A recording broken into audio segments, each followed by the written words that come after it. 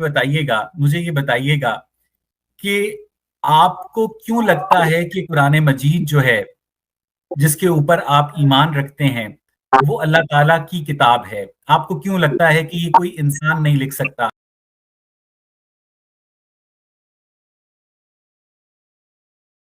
اور استقبال صاحب، آپ نے ایک سوال پوچھا کہ ہم مسلمان کیوں مانتے ہیں کہ قرآن اللہ کی کتاب ہے اور کوئی انسان اسے نہیں لکھ سکتا۔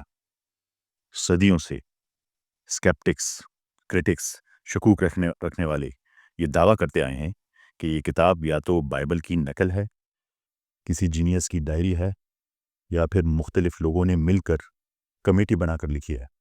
آج ہم آپ کو جذبات سے جواب نہیں دیں گے، ہم آپ کو لاجک اور سائنس اور ڈیٹا کے بیس پر جواب دیں گے جسے آپ سمجھ سکیں۔ دیکھیں، قرآن انسانی تاریخ میں منفرد ہے کیونکہ یہ وہ واحد مذہبی متن ہے جو خود کو آزمائش کے لیے پیش کرتا ہے۔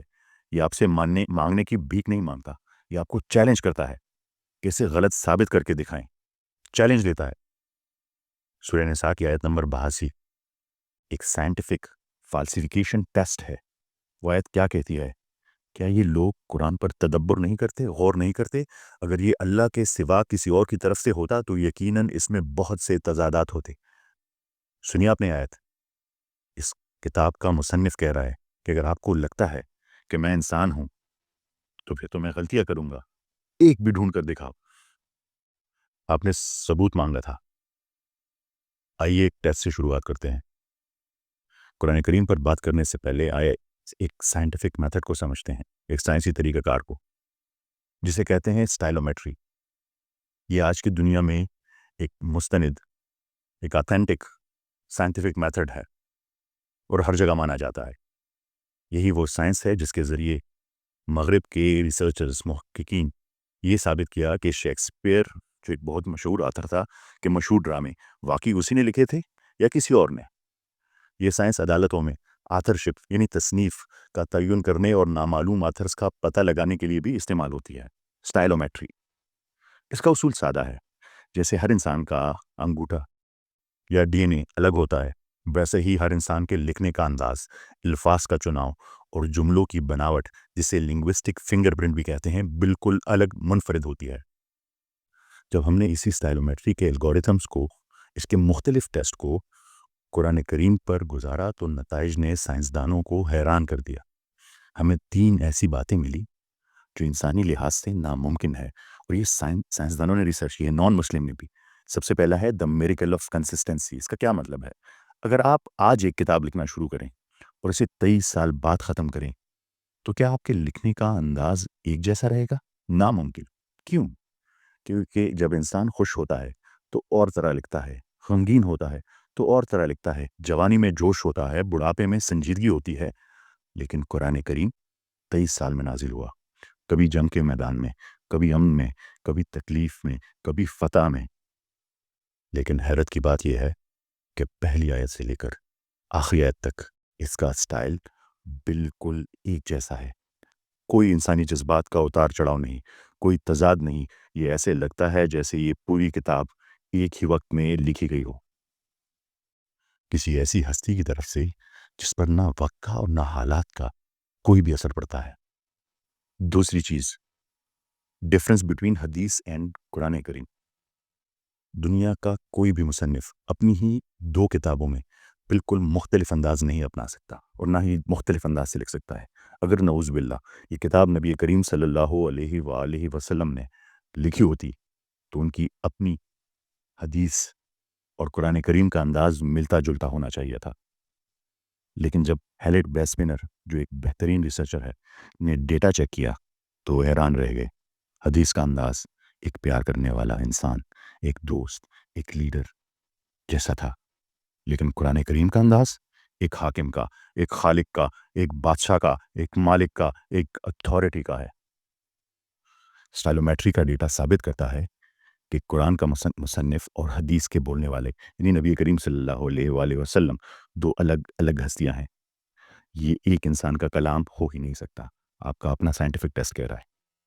تیسرا، دا تھرڈ کیٹیگری، عرب کے لوگ اپنی زبان کے ماہر تھے، وہ یا تو شاعری جسے پوئٹری کہتے ہیں یا عام گفتگو جسے پروز کہتے ہیں، لیکن قرآن کریم نے آ کر سب کو چیلنج دیا، اوپن چیلنج دیا، ان لوگوں کی تمام پوئٹری کو چیلنج دیا۔ یہ نہ تو شاعری تھی نہ عام بات چیت، یہ ایک تیسری ہی چیز تھی جسے آج تک کوئی نقل ہی نہیں کر سکتا۔ ایک ایسا کلام ہے جس کا وزن، توازن، بیلنس ریاضی کی طرح، میتھمیٹکس کی طرح پرفیکٹ ہے۔ اس کا سٹائل انسانوں میں کسی بھی آتھر سے نہیں ملتا۔ اس کے علاوہ میں آپ کو سمجھاتا ہوں اس کی سائیکولوجیکل امپاسبلٹی۔ اس کو سمجھنے کے لیے ہمیں اس شخص کو دیکھنا ہوگا جس نے یہ ثابت کرنے کی کوشش کی کہ یہ کتاب جھوٹ ہے، اور وہ تھے ڈاکٹر گیری ملر۔ وہ صرف میتھمیٹکس اور لاجکس کے پروفیسر نہیں تھے، وہ ایک فعال، ایکٹیو کرسچن مشنری بھی تھے جو عیسائیت کو پھیلانا چاہتے تھے۔ ان کا مقصد واضح تھا، قرآن کریم میں غلطیاں ڈھونڈو اور مسلمانوں کو عیسائی بناؤ۔ وہ ایک انسان کے دماغ کو تلاش کرنے گئے تھے قرآن کریم میں، لیکن انہیں جو ملا اس نے ان کی لاجک کو توڑ مروڑ کر رکھ دیا۔ ڈاکٹر ملر جانتے تھے کہ جب کوئی انسان اقتدار حاصل کرنے کے لیے کتاب لکھتا ہے تو وہ اپنی انا، اپنی ایگو کو ظاہر کرتا ہے۔ وہ اپنی جد و جہد، اسٹرگل، اپنی محبتوں اور اپنے درد کا ذکر کرتا ہے۔ لیکن قرآن میں انسانی انا کی خوفناک حد تک کمی ہے۔ نبی کریم صلی اللہ علیہ وآلہ وسلم کی زندگی کی محبت حضرت خدیجہ رضی اللہ تعالیٰ عنہ کے بارے میں سوچیں۔ وہ وہی تھی جنہوں نے مشکل ترین وقت میں ان کا ساتھ دیا۔ اگر آپ اپنی زندگی کی کتاب لکھتے تو کیا آپ اس شخص کا ذکر نہیں کرتے جس نے جو سخت ترین وقت تھا اس میں آپ کا ساتھ دیا؟ پھر بھی قرآن کریم میں ایک بار بھی ان کا نام نہیں آیا۔ ایک باپ کے درد کے بارے میں سوچے۔ نبی کریم صلی اللہ علیہ وآلہ وسلم کو اپنے بیٹوں کو دفنانا پڑا۔ انہوں نے اپنے ہاتھوں سے اپنے بچوں کو مٹی کے سپرد کیا، لیکن قرآن ان کے ذاتی المیہ پر خاموش ہے۔ اس کتاب کا مصنف حضرت محمد صلی اللہ علیہ وآلہ وسلم کے غم کا ذکر نہیں کرتا، صرف انسانیت کی رہنمائی کے میسج کا ذکر کرتا ہے۔ ڈاکٹر ملر حیران رہ گئے کہ کس کا ذکر کیا گیا تھا۔ آپ جانتے ہیں قرآن کریم میں جب انہوں نے پڑھا، قرآن کریم میں حضرت عیسیٰ علیہ السلام کا نام لے کر 25 بار ذکر کیا گیا۔ اس میں حضرت محمد صلی اللہ علیہ وآلہ وسلم کا ذکر صرف 4 بار ہے۔ اس میں ایک پوری صورت پورے چیپٹر کا نام مریم ہے، جو ایک خاتون حضرت عیسیٰ علیہ السلام کی والدہ کو عزت بخشتا ہے، لیکن نبی کریم صلی اللہ علیہ وآلہ وسلم کی اپنی والدہ یا زوجہ یا بیٹی کے نام پر کوئی صورت نہیں۔ ایک عیسائی ہونے کے ناطے ڈاکٹر ملر کے لیے یہ چونکا دینے والا تھا۔ ڈاکٹر ملر نے ایک سوال پوچھا جس کا جواب کوئی ایتھیسٹ نہیں دے سکتا۔ اگر یہ کتاب خود کو بادشاہ بنانے کے لیے لکھی ہوتی تو پھر اس کتاب میں نبی کریم صلی اللہ علیہ وآلہ وسلم نے اپنی ذات سے زیادہ مرتبہ حضرت عیسیٰ علیہ السلام کا ذکر کیوں کیا؟ اپنی درد کا، اپنی خوشی کا، اپنی اچیومنٹ کا ذکر کیوں نہیں کیا؟ انہیں احساس ہوا، ڈاکٹر ملر کو احساس ہوا کہ قرآن کسی عام آدمی کی ڈائری نہیں، یہ اس خدا کا کلام ہے جس کا کوئی شریک نہیں۔ ان ثبوتوں نے انہیں مجبور کر دیا، اور کرسچن مشنری نے اس کرسچن مشنری نے اپنی بائبل رکھ دی اور اسلام قبول کر لیا۔ کرٹکس کہتے ہیں، ناقدین کہتے ہیں کہ قرآن کریم نے بائبل کی نقل کی ہے، لیکن ڈاکٹر گیری ملر نے ہسٹوریکل کریکشن تلاش کر لی۔ آپ جانتے ہیں کہ بائبل حضرت موسیٰ علیہ السلام اور حضرت یوسف علیہ السلام دونوں کے زمانے میں مصر کے حکمرانوں کو کیا نام دیتا ہے؟ بائبل ان دونوں کو فرعون کا نام دیتا ہے، فیرو کا نام دیتا ہے۔ قرآن کریم حضرت موسیٰ علیہ السلام کے لیے ان کے دور میں جو حکمران تھا اس کے لیے فیرو کا نام یعنی فرعون کہتا ہے، لیکن حضرت یوسف علیہ السلام ان کے دور کے بادشاہ کے لیے کیا نام استعمال کرتا ہے؟ کیا ٹائٹل؟ کنگ، الملک، بادشاہ کا استعمال کرتا ہے۔ یہ فرق ہے کیوں ہے بائبل سے؟ آپ کو پتا ہے جو ٹیبلٹس ملے تھے روزیٹا اسٹون کی طرف کی دریافت جب ہوئی تھی، اس سے پتہ چلا کہ حضرت یوسف علیہ السلام کا جو دور تھا اس کے زمانے میں ایک ڈائنیسٹی تھی جسے ہکسوس ڈائنیسٹی کہتے ہیں۔ اس دور میں فرعون کی اصطلاح موجود ہی نہیں تھی، فرعون کی اصطلاح ہوتی ہی نہیں تھی، یعنی بائبل غلط ہے یہاں پہ۔ قرآن کریم نے ایک ایسی تاریخی غلطی کی اصطلاح کی جس کے بارے میں 3000 سال تک کوئی انسانی اسکالر جانتا ہی نہیں تھا۔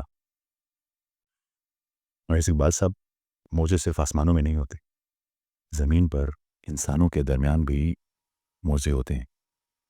اس کتاب نے انسانیت، اخلاقیات یعنی موریلٹی اور انصاف جسٹس کا ایک ایسا بلند معیار قائم کیا جسے آج کی ماڈرن دنیا بھی تسلیم کرنے پر مجبور ہے۔ کیسے؟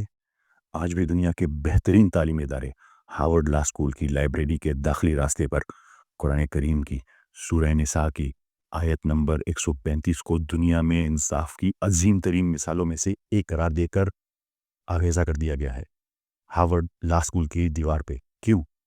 کیونکہ یہ کتاب کہتی ہے انصاف پر سختی سے قائم رہو، گواہ بن کر اللہ کے لیے، چاہے وہ تمہارے اپنے نفس کے خلاف ہو یا تمہارے والدین اور رشتہ داروں کے خلاف ہو۔ یہ وہ یونیورسل جسٹس تھا جس نے عرب کے اجڑ بدوؤں کو دنیا کا تہذیبی لیڈر بنا دیا۔ یہ کتاب صرف ستاروں کا راستہ نہیں بتاتی، یہ انسان کو انسان بننے کا راستہ دکھاتی ہے۔